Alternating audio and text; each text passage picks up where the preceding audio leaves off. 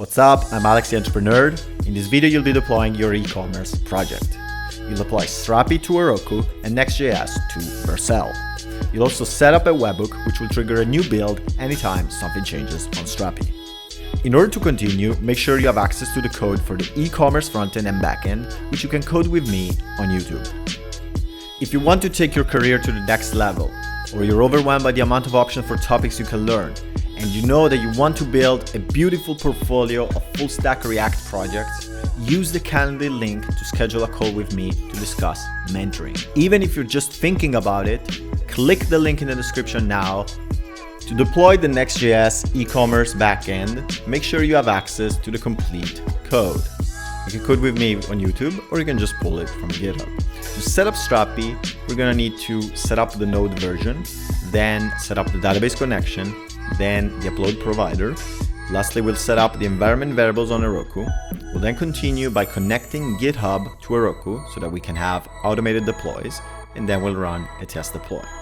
For this specific setup, we're also gonna have to add the magic secret key in Strapi admin, and then we're gonna set up the endpoints that we need for the frontend to fetch them. First, open the package.json and change the node engines. I'm gonna open up package.json. Down here on line 35, I see engines node. Change it from greater than 10.0.0 to greater than equal to 10.16.0, and then add a space less than equal 14.x, which means that we're gonna be using most likely node version 14. Then save this file. Let's set up the code for the database to handle the production version. First of all, install pg, open up your terminal and type npm ipg. While we're at it, let's also install an extra utility called pg-connection-string. And this was gonna come in handy in order to parse the db config a little easier. After that, open up the file called config.database.js, and you can see that it's currently set up to work with SQLite. We're gonna change it so that it will also work with PG during production. First of all, change this function to have an explicit return statement. So instead of the round bracket at the beginning, replace it with a curly brace, and the round bracket at the end, replace with a curly brace as well. Then tab from line 3 to 16 in by 1, and add on line 2 a return statement. So this is gonna be our default return statement, default being the development settings. Let's go ahead and set up the production version. First of all, let's import our utility. So const parse equals to require of pg dash connection dash string dot parse. This way we have a utility to parse the connection string, and you'll see how convenient it is in a second. Then let's work on the production setup. I'm gonna go on a new line twice, go on line 5 and type if env node-env, which is a utility that allows us to get the environment variable. We're gonna check if the node-env is triple equal to production, i.e. we're in production mode or in a production environment. Then we're gonna parse this configuration with const config equals to parse of process.env.database_url. Database URL being the default URL that Heroku will attach to your main database. So that's gonna come in handy a little later. And once we have parsed it through our parse utility, we're just gonna return an object that is similar to this one. So we're gonna, on line 7, we're gonna return curly braces default connection set to default, then connections colon curly brace default. So we're specifying our default connection, and we're gonna have a connector set to bookshelf. Then we're gonna have our settings, and our settings are gonna have a client set to Postgres, the entire name Postgres. And then we're gonna finally use our utility by setting up host colon config.host, port set to config.port, database set to config.database, username set to config.user, and lastly, password set to config.password. The utility has come in handy since we only need one environment variable instead of all of these. And we just need to finish the settings by adding a comma after line 19, then go to a new line, type options, and type SSL set to false. When you're gonna switch from, let's call it toy project to a real project, you may have to play around with the SSL settings in order to preserve privacy for your connection. You can also test this locally by running Strapi in production mode. Alternatively, which is what we're gonna do in this video, we're gonna be trying that by deploying to Heroku. Since we're deploying to Heroku, we'll need to use an upload provider to host our uploaded files. We're going to be installing the Strapi provider upload AWS as free. This is because it's the most commonly used. And what I want you to notice is that every single Strapi provider upload, which has this name as a pattern, has a very simple documentation that you can follow. However, the configuration file for it will be customized. It will be different for every provider. So you will have to read the documentation. That said, we're going to be using AWS. You can go in your terminal and type npm I strapi-provider-upload-aws-s3. In order to manage the configuration, you're going to need to create a file. And again, you can read the documentation to go deeper and go into more detail, and the documentation will be available for any other upload you decide to use. That said, I'll be guiding you through setting up the AWS one. We're going to open up Visual Studio Code. I'm in the config folder, and I'm going to create a new file called plugins.js. This file will normally have a set of keys. So let's type it out with module.exports equals to open parens curly braces env. We receive the env utility. And then we're going to immediately return upload. We're going to have our provider name, which is provider AWS-S3. Then the provider options. We're going to have the access key ID in camel case set to env AWS underscore access underscore key underscore ID. Then we're going to have the secret access key set to env AWS access secret. Then we're going to have a region set to env AWS region. And lastly, we're going to have params, and these params will specify a bucket. Notice the bucket is typed in uppercase B, and it's going to have a value of env with a string AWS underscore bucket. Now, if you were to add another plugin, you could simply go at the end of the definition for this one, which is called upload. So at the end of line 12, then add a comma, and then you can add other plugin.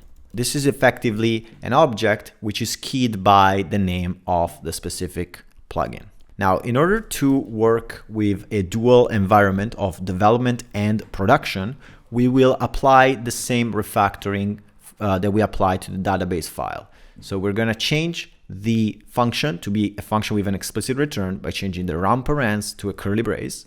Then we're going to do the same at the end, and then tab in from line 13 to 3, tab it in by 1, and then on line 2 type return. So now we have an explicit return statement.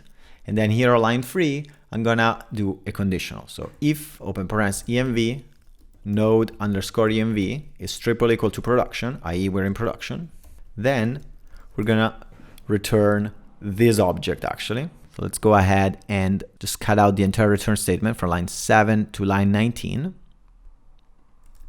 So if we are in production, we will be returning this. Otherwise, we're actually just gonna return an empty object. And by returning an empty object, we are specifying no configuration, which means that the system defaults will be used, which means the local upload provider. Up the dependencies and the configuration for your database and your file upload. For the sake of doing things right, let's change the .env.example that you see down here and update it so that it will contain all of these extra set of variables that we're going to have to inject at runtime. So from line 3, I see that I have host, port, and Strapi SK. I'm gonna go on a couple lines down, and I'm gonna add database URL, which is the URL Postgres connection string for the database. Then we're gonna have AWS underscore access underscore key underscore ID. Then we're gonna have AWS underscore access underscore secret, and then AWS underscore region, and then AWS underscore bucket. Region, my bad on the typo here, it's region.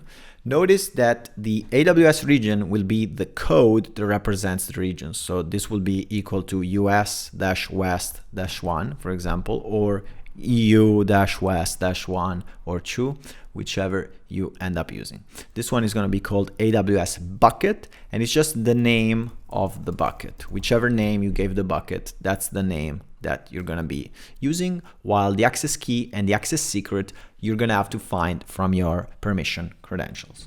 With that said, it's now time to move to Heroku. Sign in and register to Heroku. This process is completely free. Heroku is one of the simplest ways to get started with deploying complex applications, so I highly recommend you do that. And once you see this panel, you can click up here on the right to create a new app. In this case, I'll call it Strapi-Ecommerce-deploy-demo. You can call it whatever you want, but it has to be a unique name. Once you are provisioned with the app, it's time to provision the database, which you can get here in the resources tab.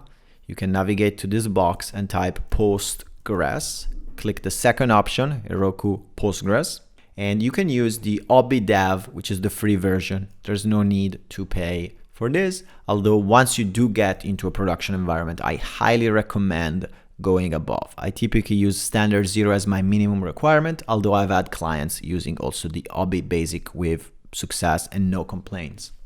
At this point, you can go in the settings page and you'll see this button that says reveal config vars.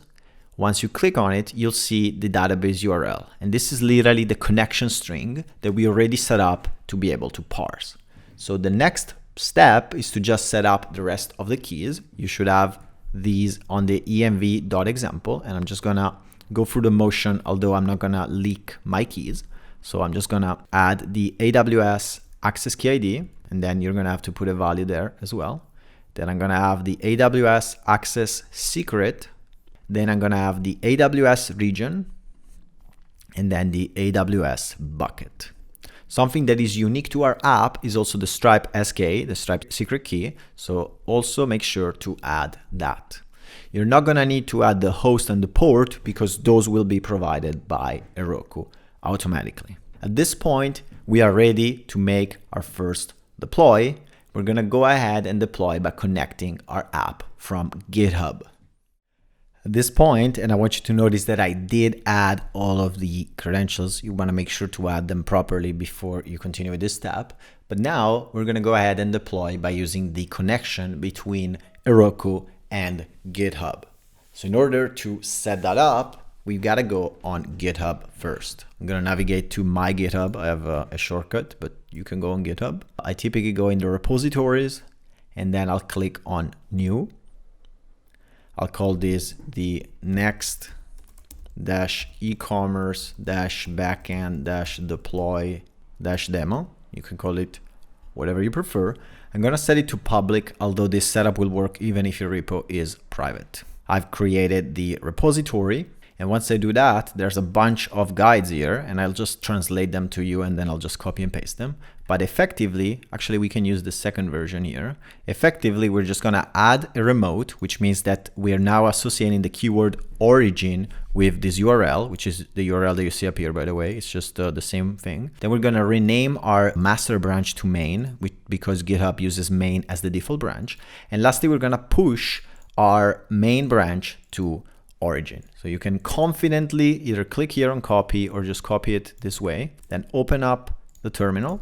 Check your Git status, make sure that everything is committed. In my case, I forgot to commit the env.example, so git add dot, so that it's being tracked now. You can see that if I git status now it's green. Then I'm gonna git commit -m, and in this case I'll do feat.env example. And lastly, we can just copy and paste the code.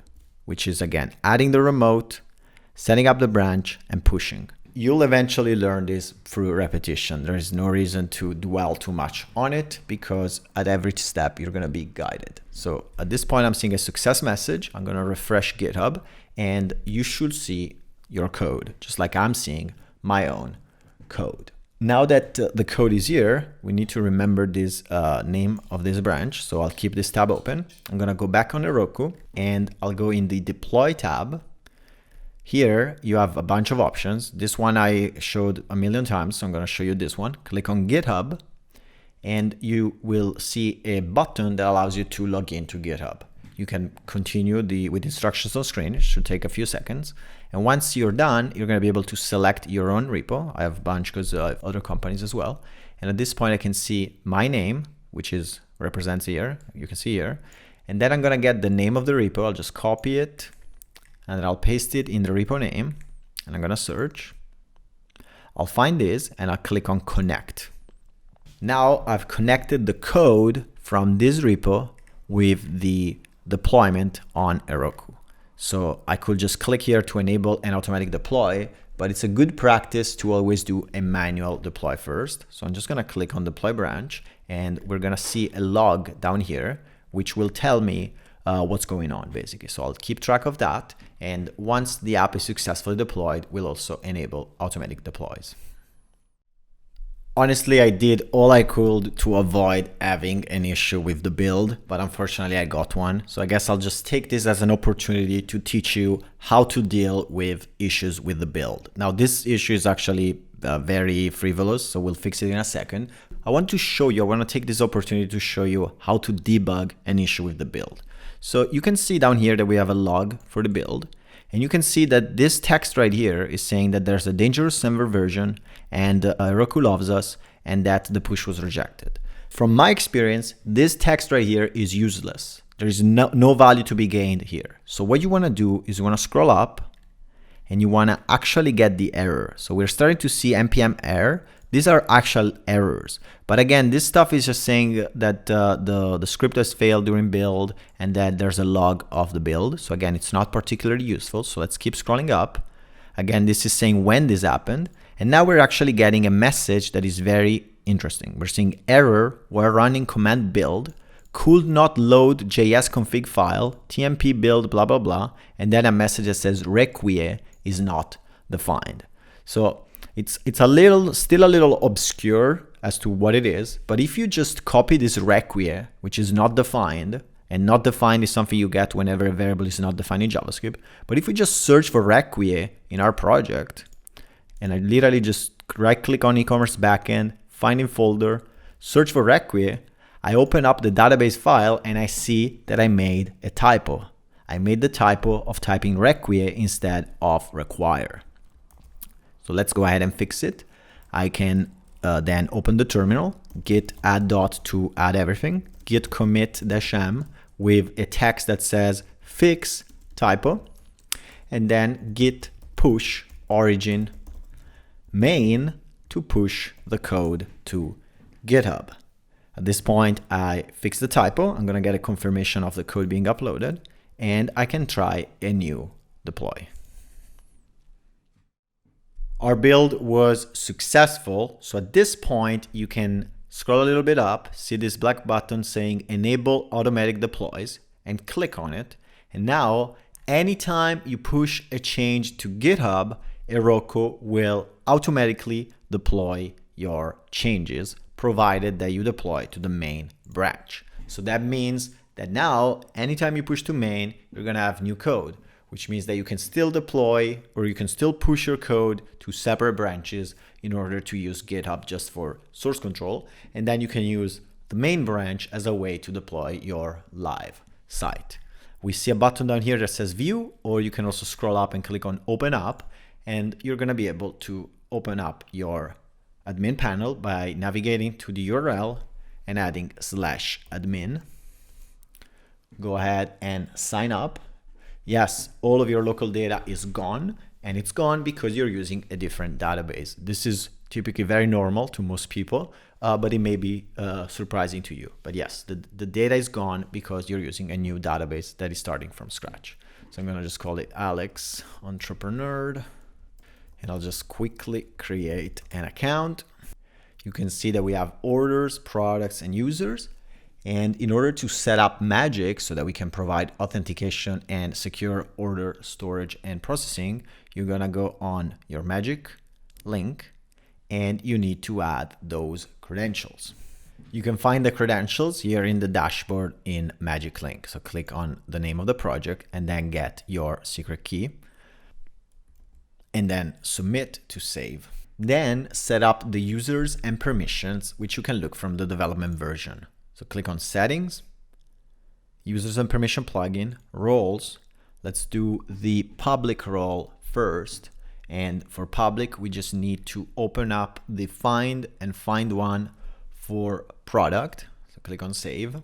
And for the authenticated role, by clicking Roles Authenticated, we need to open up the confirm order, the find order, and the find one order.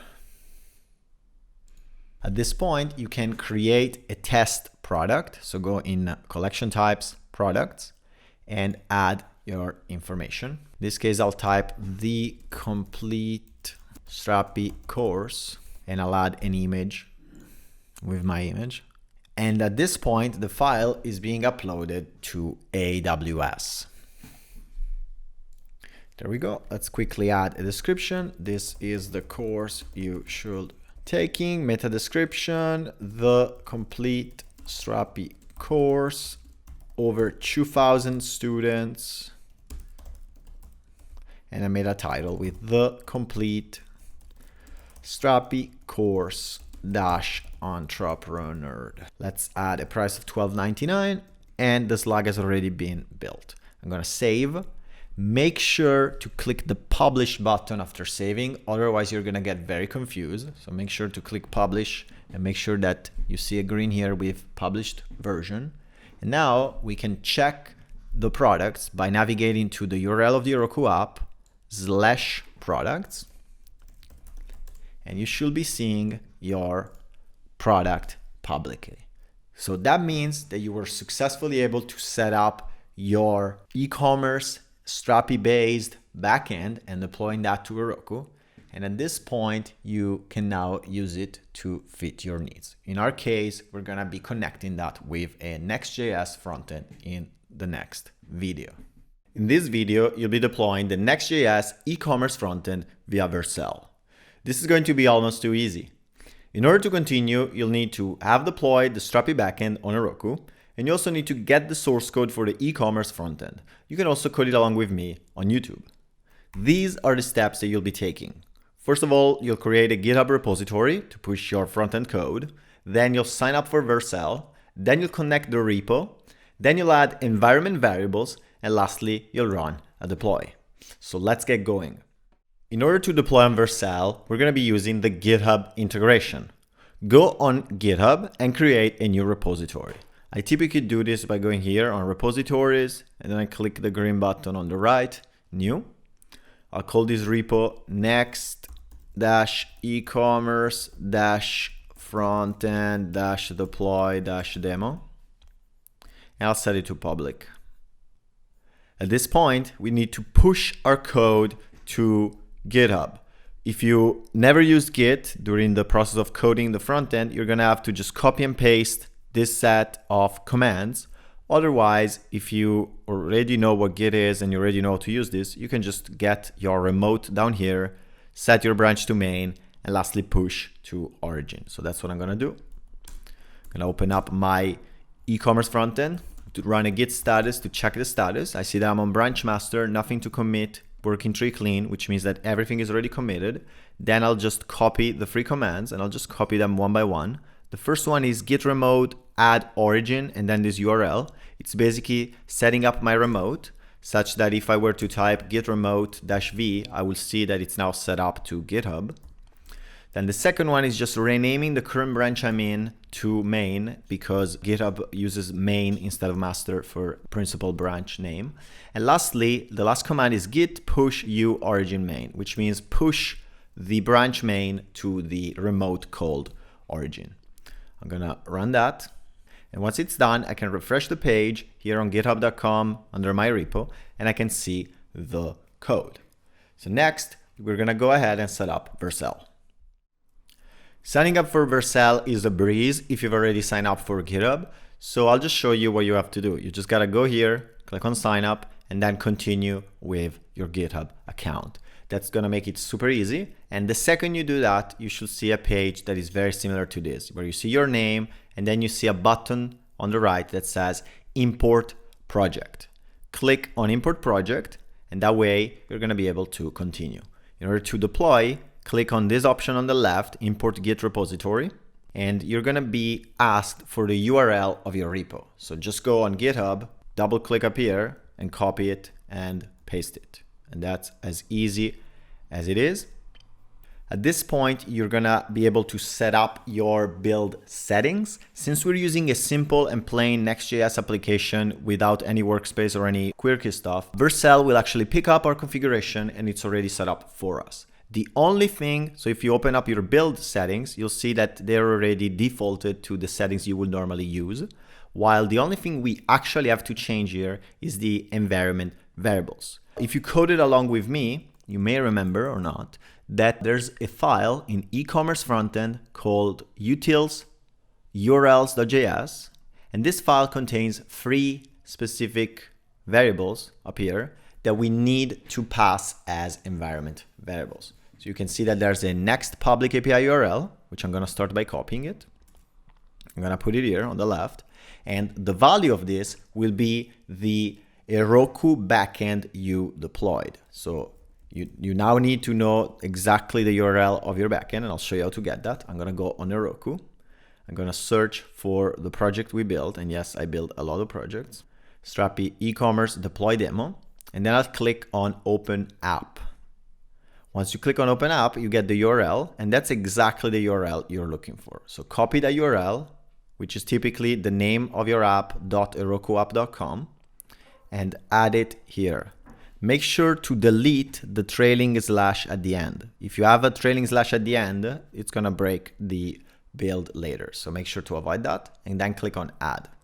At this point, we're left with 2 more settings. We have our public magic key. In my case, I'll just use the default public key that I already committed publicly, but you wanna go in your magic dashboard at magic.link, and you wanna retrieve the actual key that you're gonna use. So your production key. In my case, I'll just use this because this is a demo project.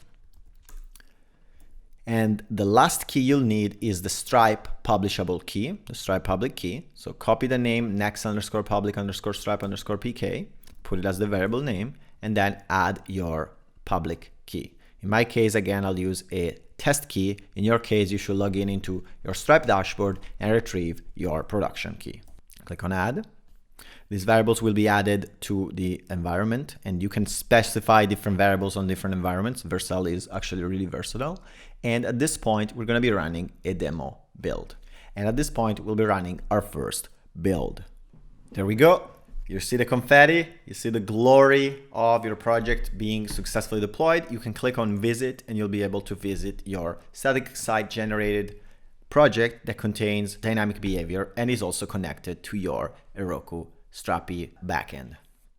At this point, let's quickly test the site. The site has built static pages, and we can log in the login page. I'm gonna receive an email, which I'm gonna have to click the link into. There we go, I'm logged in, and I can see my email here, and I'm gonna even see a few orders that I ran in the background.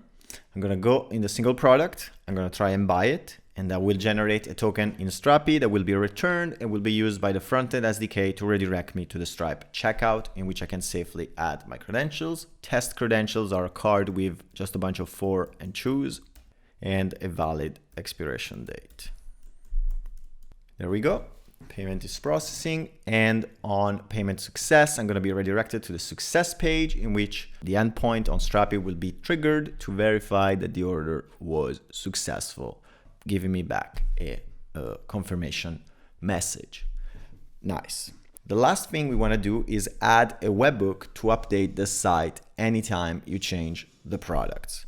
Let's go on Vercel, navigate to your workspace and specifically in the project, then go in the settings, scroll down to Git and scroll down until you find deploy hooks. Add a new hook with a name of Strapi. The branch in this case will be main, which is our default production branch, which is, you can see up here as well. Create hook. You're going to get back a URL, which you can copy by clicking this button. Then navigate to Strapi, navigate in the settings page under webhooks, create a new webhook with this blue button, give it a name of Vercel or rebuild Vercel, whichever you prefer, and paste the URL here. The only extra thing we gotta do is select when we're gonna run the webhook, and we can do it at any time. Anytime an entry is created, i.e. a collection type, and anytime a media is changed, we're gonna trigger the webhook. Let's go ahead and save. The webhook is here. And in order to test it, let's go under products and create a second product. Click add a new product. The second product will be the entrepreneur mentoring.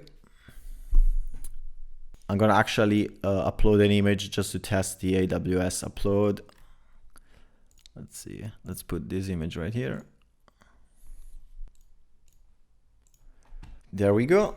Let's call it mentoring on becoming a coach on Code Mentor. And then we're gonna do a quick meta description, the mentoring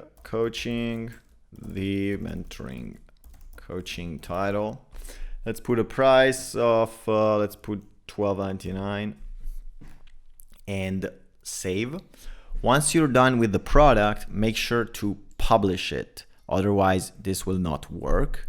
And now that it's been published, navigate back to Vercel, go in the overview, and you should be seeing a new upcoming, just now, building. And this is because the second I saved and turned this product to public, the webhook was triggered, which is causing a new build.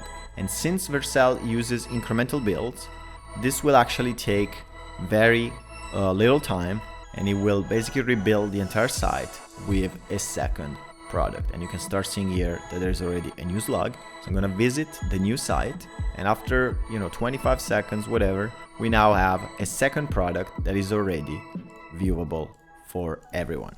So there you have it. You've set up automatic deployments for Heroku and Vercel. You could also add Cloudflare and a custom domain as a way to top this off. If you're thinking about going on the one-on-one mentoring, then click the Calendly link in the description to schedule a call with me now.